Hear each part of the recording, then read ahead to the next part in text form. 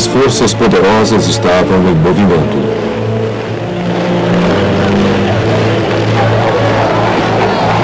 Elas estavam aumentando a participação nas tentativas de garantir que o mundo vivesse em paz e harmonia, e que a terrível carnificina de 1914 a 1918 não se repetisse. A Liga das Nações ainda estava agindo. Mas os japoneses tinham saído da Liga depois da invasão da Manchúria em 1931.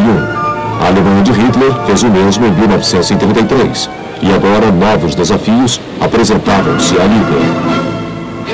A Itália de Benito Mussolini era um país diferente daquele do final da Primeira Guerra.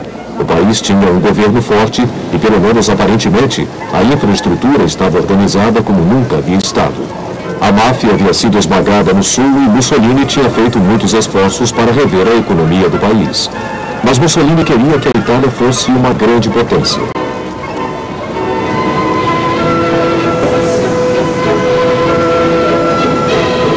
Ressentido porque a Itália não tivera permissão para aumentar seu império africano à custa da Alemanha no final da Primeira Guerra, Mussolini estava determinado a compensar a omissão.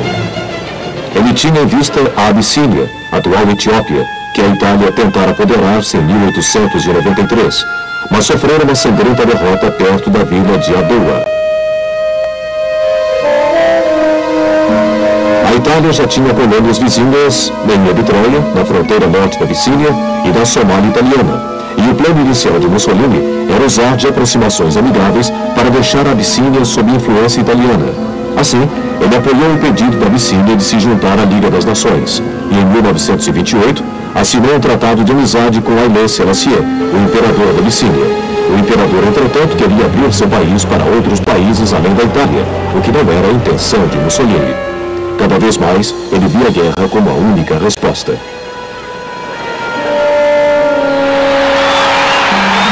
Em dezembro de 1934, as forças italianas provocaram um confronto com as tropas abissínias no oásis da região de Ogaden, dentro do território abissínio. A Itália exigiu uma indenização e começou a reforçar as tropas na Eritreia e na Somália italiana. O imperador Haile Selassie, em pessoa, apelou para a Liga das Nações, que não deu muita importância ao pedido, já que estava muito mais preocupada com o rearmamento germânico. Isso encorajou Mussolini ainda mais em seu plano de invasão. Tanto que, quando o ministro britânico das Relações Exteriores, Anthony Eden, temendo que a Itália pudesse deixar a Liga, visitou Roma em junho de 1935 e tentou fazer um acordo com Mussolini no qual, em troca por Ogaden, a Itália permitiria a Abissínia um porto no Mar Vermelho. Mussolini não se deixou iludir. E no início de outubro de 1935, depois do final da estação chuvosa, invadiu a Somália italiana pela Eritreia.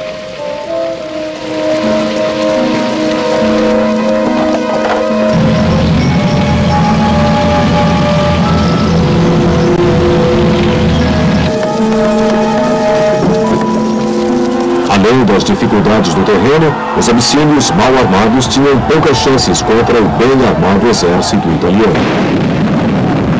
Eles enfrentaram não apenas artilharia e tanques modernos, mas uma força aérea que constantemente os atacava, usando até mesmo bombas de gás.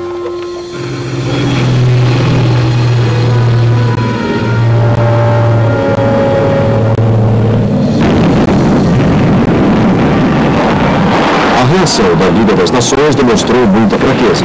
Nem a Grã-Bretanha nem a França estavam preparadas para o desafio militar de Mussolini. Suas forças estavam muito fracas.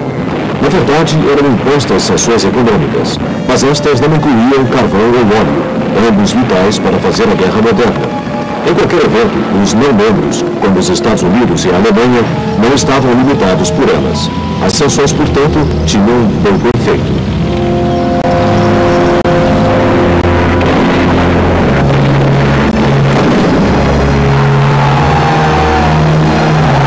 Depois de 6 meses de campanha, a Abissínia estava totalmente invadida. Mussolini a proclamou como mais uma colônia italiana. Os apelos de Haile Selassie à Liga foram em vão, e ele e sua família se exilaram na Grã-Bretanha. A Liga não se empenhou seriamente nos esforços de impedir a agressão, e não foi a primeira vez. A atenção agora volta-se para a Espanha, onde uma guerra civil irrompeu em julho de 1936, apenas 2 meses depois da conquista da Abissínia por Mussolini. Em 1923, o general Primo de Rivera tinha estabelecido uma ditadura seguindo o exemplo de uma série de governos fracos. Seu governo durou 7 anos e chegou ao fim com a depressão. Em 1931, uma facção de esquerda do governo assumiu o poder. Sua primeira meta, a antiga monarquia espanhola de muitos séculos. O rei Alfonso foi exilado e criou-se uma república. As facções de esquerda e de direita do governo, agora alternadas, polarizavam a opinião pública. Em fevereiro de 1936, as eleições dos partidos de esquerda, juntos numa frente popular, superavam ligeiramente a direita, que incluía a extrema falange, fundada pelo filho de Primo de Rivera. Esta facção foi banida, provocando violência nas ruas entre a esquerda e a direita. Por outro lado, o programa de reforma da Frente Popular era modesto, mas greves e ataques terrestres não oficiais fizeram com que a direita temesse uma iminente conquista comunista.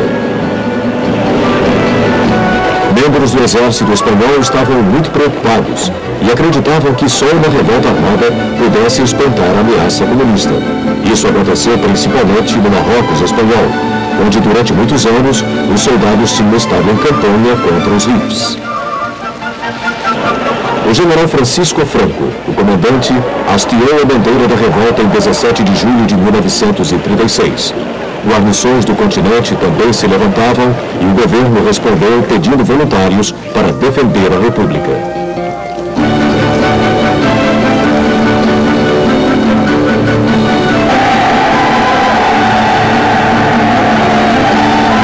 Revoltas militares em Madrid e Barcelona foram rapidamente controladas. Isso deixou os rebeldes nacionalistas no controle do Noroeste, independentes dos enclaves costeiros, e de parte do extremo sul, deixando os republicanos com a metade oriental, inclusive Madrid.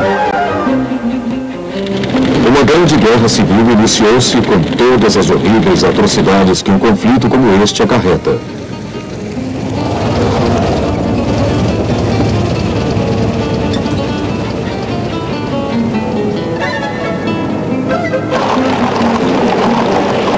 Franco ainda tinha que passar seus homens pelo Estreito de Gibraltar para o continente e pediu ajuda aos alemães. Antes do final de julho, Junkers Ju-52 de Hitler estavam aterrorizando o Marrocos espanhol. Mussolini também mandou aviões. Logo, soldados italianos e alemães estavam sendo mandados para a Espanha.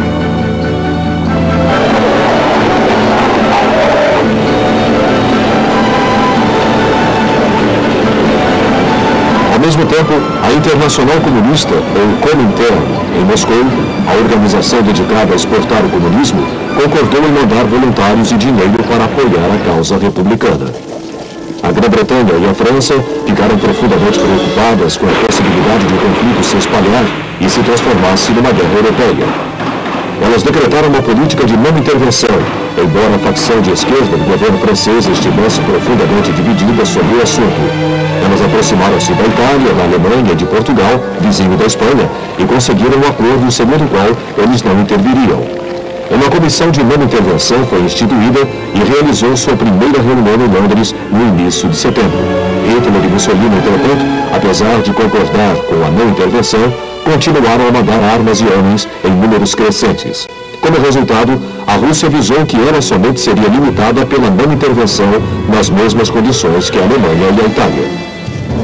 Na Espanha, os nacionalistas, cada vez mais apoiados pela aviação alemã e pela italiana, abriram 2 frentes. No norte, eles se dispuseram a resolver os encraves na costa noroeste. Simultaneamente, o próprio Franco estava empurrando o norte em direção a Madrid.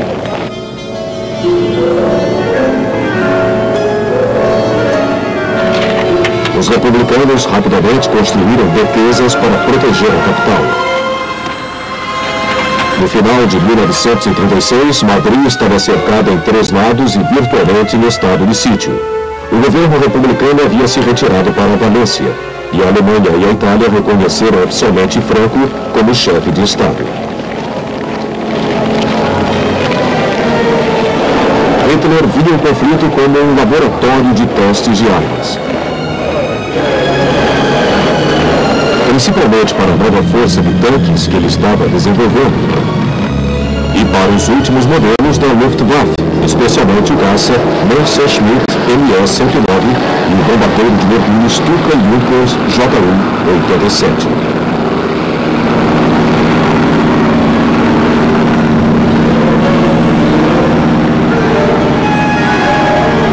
Mussolini, recém-saído da conquista da Abissínia, estava ansioso para mostrar a perícia militar italiana em sua busca de reconhecimento da Itália como uma potência importante.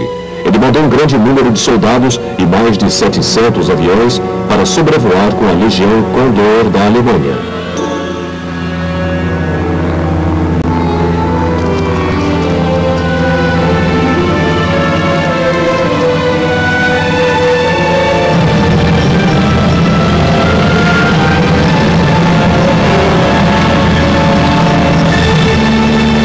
Imagens como estas em Madrid chocaram o mundo.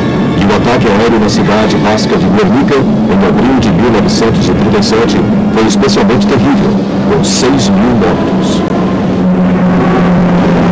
Essas operações também serviram para confirmar a crença popular de que o bombardeiro dominaria a guerra futura.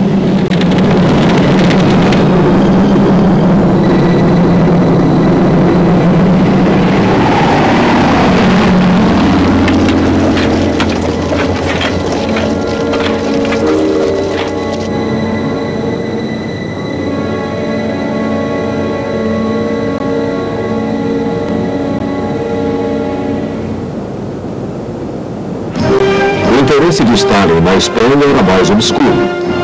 Enquanto era do interesse da Internacional Comunista dar apoio ativo à facção esquerda do governo, Stalin estava mais preocupado com o crescimento do fascismo na Itália e do nazismo na Alemanha. Ele estava contando com as democracias ocidentais para ajudar a contê-los e não queria ofendê-los muito. Até certo ponto, ele via a Guerra Civil Espanhola como um meio de manter a Alemanha e a Itália ocupadas, enquanto ele continuava a construir e a melhorar suas próprias forças armadas. Ainda assim, os russos dispunham de cerca de 700 tanques e 1.500 aviões. Outro elemento estrangeiro, no lado republicano, eram as brigadas internacionais. Enquanto seus governos estavam determinados a afastarem-se da guerra, muitos esquerdistas norte-americanos, britânicos, franceses e outros, inclusive alemães, se prontificaram a entrar na Espanha, geralmente mandados sob os auspícios dos partidos comunistas. As brigadas internacionais desempenharam um papel importante na luta perto de Madrid, com muitos deles perdendo a vida. Os voluntários estrangeiros, inclusive a Brigada Irlandesa Católica Romana, também lutaram pelos nacionalistas, mas seus números não eram tão grandes. Conforme a guerra progredia, a área mantida pelos republicanos diminuía cada vez mais. Seus soldados lutavam com grande bravura e dedicação, mas seu sistema geral de comando e controle não era tão eficiente quanto o dos nacionalistas. Alguns membros do exército espanhol ainda permaneceram leais ao governo. Como consequência, quando o exército entrava numa batalha campal e os republicanos faziam um ataque, a ação raramente era bem sucedida. Eles eram melhores na defesa, e por esta razão, a guerra se arrastou por tanto tempo. Isso aconteceu principalmente na luta perto de Madrid, cuja defesa tornou-se o símbolo da luta da esquerda contra as forças da direita. As diferenças políticas dentro do campo republicano também não ajudavam. Enquanto comunistas e socialistas desejavam uma derrota estritamente militar da revolta, os anarquistas e os sindicalistas viam a guerra em termos de uma revolução de massa pelo proletariado. Os discursos de Deones e Maroni, La Passionaria, podem ter servido para inspirar aqueles que defendiam Madrid e outros lugares. Mas as rachaduras na aliança tornaram-se tão largas que em maio de 1937 começou em Barcelona a luta